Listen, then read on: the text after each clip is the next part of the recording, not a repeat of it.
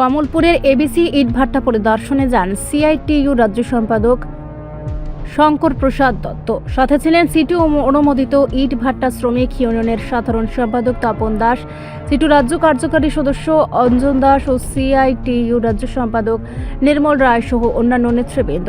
তারা ভাট্টা পরিদর্শন করে নিহত শ্রমিক সুবল দেবনাথ, পিঙ্কুশীল, বিধু শর্মা ও সজল মালাকারের বাড়িতে গিয়ে শোক সন্তপ্ত পরিবারের সঙ্গে কথা বলেন। নিহত অনিল গৌতম বহিরাজ্যে হওয়ায় তার কোনো আত্মীয়কে পাওয়া যায়নি। বিকেলে কমলপুর প্রেস ক্লাবে এক সাংবাদিক সম্মেলনে শঙ্কর প্রসাদ দত্ত অভিযোগ করেন, রাজ্য প্রশাসন ও সরকারের গাফিলতির কারণে এই মর্মান্তিক দুর্ঘটনা ঘটেছে। তিনি জানান, 2018 সালের পর থেকে ভাট্টাগুলির সঠিক কাগজপত্র নিয়ে সন্দেহ রয়েছে। শ্রমিকদের রুজি রুটি বন্ধ হয়ে গেছে, তাই তাদের প্রতি সরকারের নজর দেওয়া জরুরি। নিহতদের পরিবারকে নগদ 10 লক্ষ টাকা ক্ষতিপূরণ ও একটি সরকারি চাকরি দেওয়ার দাবি জানান তারা। দত্ত আরও বলেন, ভাট্টার চিমনির উচ্চতা 150 মিটার করা হয়েছিল। উপরের অংশ ভেঙে নতুন করে তৈরি করা হয়, ফলে নিচের পুরনো অংশ ও উপরের নতুন অংশের অসামঞ্জস্য থেকে দুর্ঘটনা ঘটে। তার মতে প্রশাসন আগে থেকে সচেষ্ট করে এমন ঘটনা এড়ানো যেত।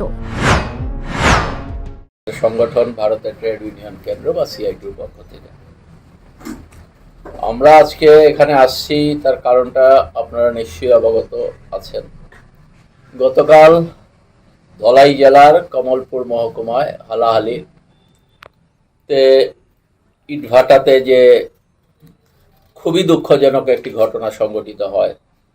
এই ঘটনা ত্রিপুরা রাজ্যে স্মরণাতীত কালের মধ্যে আমাদের জানার মধ্যে নেই।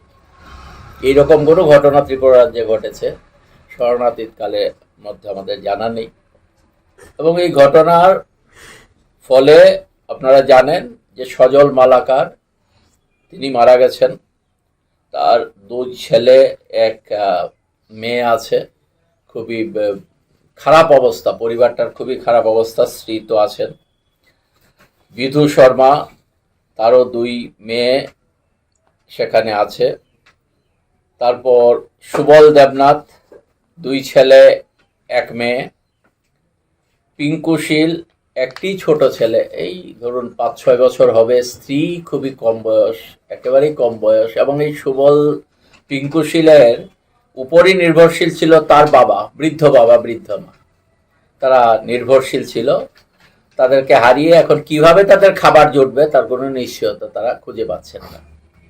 আমরা প্রতিটি বাড়িতেই যাই, 4টি বাড়িতে, যারা এখানে স্থানীয় 4 জন শ্রমিক যারা মারা গেছেন তাদের বাড়িতে আমরা যাই। রিপোর্ট সংবাদ প্রতীক্ষা।